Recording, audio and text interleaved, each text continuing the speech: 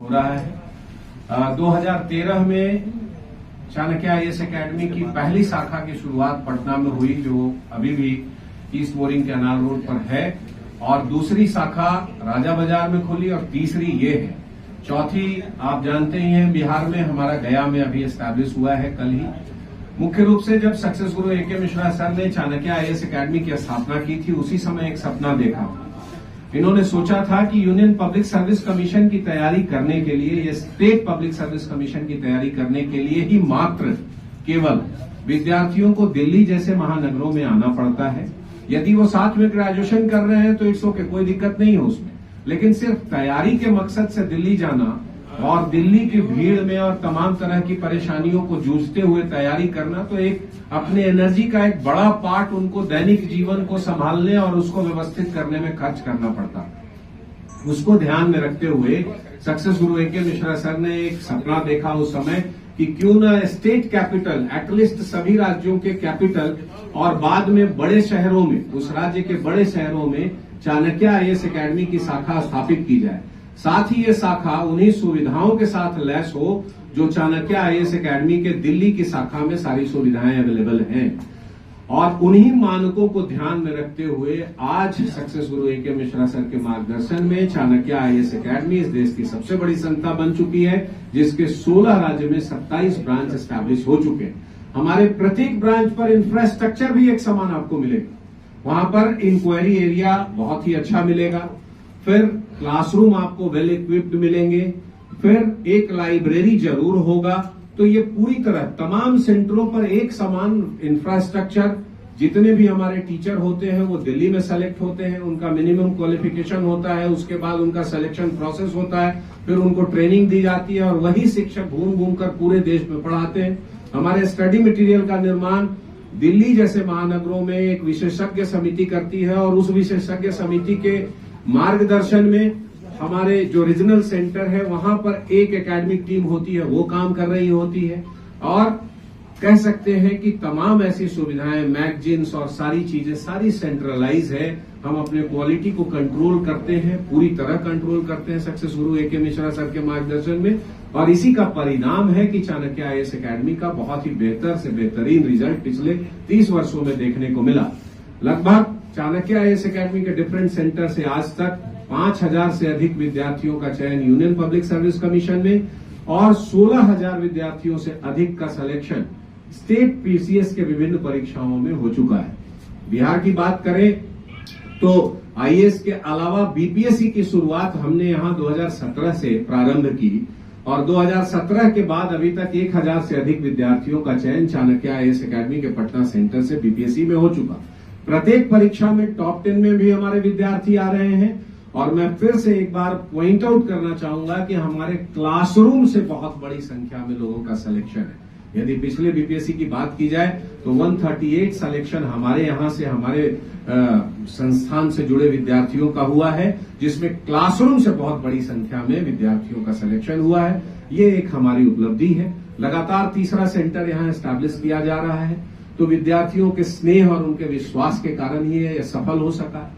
कोई एक संस्थान की सफलता किस चीज पे डिपेंड करती है? इस चीज पे डिपेंड करती है कि उत्तरोत्तर वो रिजल्ट कितना अच्छा से अच्छा दे सकने में सक्षम है। चाणक्य आईएएस एकेडमी इस मामले में बहुत ही हद तक विद्यार्थियों की अपेक्षाओं पर खरा उतरा है, और 30 वर्षों से कोई संस्था अपनी क्रेडिबिलिटी और क्रेडेंशियल को न केवल बरकरार रखे हुए है बल्कि उत्तरोत्तर उसको बढ़ा रही है। यही चाणक्य आईएएस एकेडमी का एक विश्वास है। 2, 4, 5 साल किसी संस्था के अच्छे होने और बुरे होने की बात कही जा सकती है, लेकिन 30 साल तक लगातार कोई संस्था यदि अपने रिजल्ट को न केवल बनाए हुए है बल्कि उत्तरोत्तर बढ़ा रही है, तो ये कहीं न कहीं उचित मार्गदर्शन और गाइडेंस जो सक्सेस गुरु ए.के. मिश्रा सर के द्वारा हमें मिल रहा है, उसी के कारण ये संभव हो सका है। तो ये हमारा एक short introduction Chanakya IAS academy का था। अब मैं सक्सेस गुरु ए.के. मिश्रा सर से आग्रह करूंगा कि वो आपके प्रश्नों का उत्तर दें।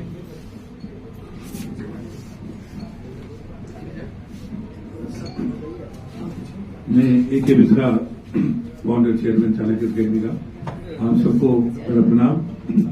ये चाणक्य एकेडमी का बोरिंग रोड चौराहे पे जो सेंटर है, ये एक एक्सटेंशन है हमारा जो डिमांड था स्टूडेंट को देखते हुए, ताकि उनकी उम्मीद में हम खड़े उतरे, क्योंकि हमारा बोरिंग रोड इस बोरिंग कला रोड पे ऑलरेडी सेंटर चल रहा था, वहां कैपेसिटी को ज्यादा स्टूडेंट को हम एकोमोडेट कर नहीं पा रहे थे।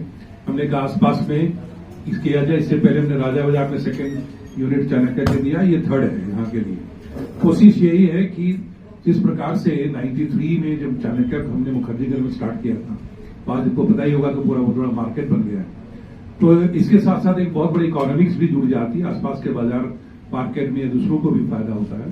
तो आज देख के खुशी हो रही कि ये बोरिंग रोड पे कभी चाणक्य से बहुत सारे इंस्टीट्यूट्स भी आ गए हैं। अच्छी बात है कि लोगों को ज्यादा सुविधा मिलेगी, लेकिन सबसे बड़ी चीज है कि स्टूडेंट के साथ साथ इकोनॉमिक्स में भी एक फर्क पड़ता है। इस शहर में बिहार से एक बहुत बड़ी संख्या में बच्चे आईएएस की तैयारी करते हैं, जो दिल्ली की ओर हमेशा जाते रहे। हमारी कोशिश रही है कि लोग अपनी शहर में आसपास रह करके वही सुविधा जो दिल्ली में हम दे रहे हैं वो लोग प्राप्त करें। इसलिए गया में भी सेंटर लॉन्च किया गया और आज आपके सामने इस बोरिंग चौराहे पर भी है। हर सेंटर में हमारी लेटेस्ट कुछ इंफ्रास्ट्रक्चर के साथ साथ करिकुलम ट्रेनिंग प्रोग्राम में भी एक अपग्रेडेशन की कोशिश होती है। मुझे उम्मीद है ये सेंटर अपने आप में एक अव्वल सेंटर के रूप में निकल के आएगा और पटना से लोगों को बाहर जाने की जरूरत नहीं महसूस होगी। अब इसी से अब आप चाहेंगे, आप जो क्वेश्चन पूछना चाहें हमसे पूछें।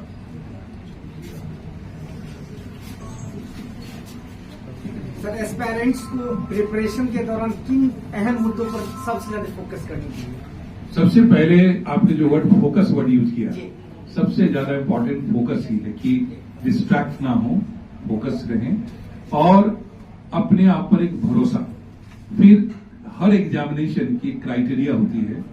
सिविल सर्विस एग्जामिनेशन में किसी विद्वान की तलाश नहीं है, एक बहुत व्यवहारिक व्यक्ति चाहिए। नॉलेज होना एक चीज है, नॉलेज को अंडरस्टैंडिंग में बदलना अलग चीज है। जब इंसान अपने नॉलेज को अंडरस्टैंडिंग में कन्वर्ट कर लेता है तो खुद के लिए उस नॉलेज का उपयोग कर सकता है और दूसरों के लिए कर सकता है। सिविल सर्विस एग्जामिनेशन यही चाहता है कि आप पढ़िए, सोचिए, लिखना सीखिए और व्यवहारिक रूप से उस नॉलेज को उतारना सीखिए। तो एक तो पहले अध्ययन की प्रणाली में एक ध्यान रखना चाहिए। दूसरी चीज क्या है, एक डिसिप्लिन बड़ा इंपॉर्टेंट चीज है। मैं टाइम मैनेजमेंट में भी हमेशा 8+8+8 का फॉर्मूला देता हूं। 6 से 8 घंटे सोइए, आराम कीजिए, उसमें कोई कॉम्प्रोमाइज की जरूरत नहीं है। 6 से 8 घंटे में नॉर्मल रूटीन मेंटेन रखिए और 8 घंटे के आसपास की पढ़ाई यदि करते हैं, 1.5 साल 2 साल की मेहनत में आप अव्वल दर्जे के साथ सिलेक्शन पा सकते हैं। बहुत ही साइंटिफिकली डिजाइंड एग्जाम है, इसमें बहुत ज्यादा डिस्परेशन की जरूरत नहीं है। ओवरलोड ऑफ मटेरियल में भी नहीं पढ़ना चाहिए बच्चों को। ज्यादा से ज्यादा आप देखें कि सिलेबस के इर्द गिर्द अच्छे से ध्यान दें और 10 साल के क्वेश्चन के ऊपर में बार बार अभ्यास करें और सही डायरेक्शन में, एक केयर में, एक कमिटमेंट के साथ काम करेंगे तो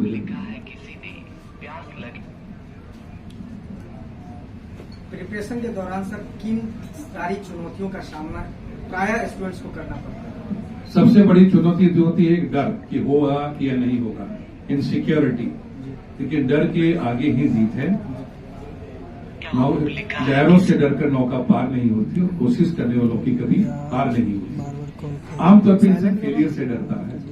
फेलियर एक पार्ट ऑफ लाइफ है। कम बेसी हर आदमी जिंदगी में कोई नहीं कह सकता कि वो जिंदगी में कभी फेल नहीं हुआ, क्योंकि फेल होना मतलब एक तरह का करेक्शन होता है, अनुभव में बदल जाता है।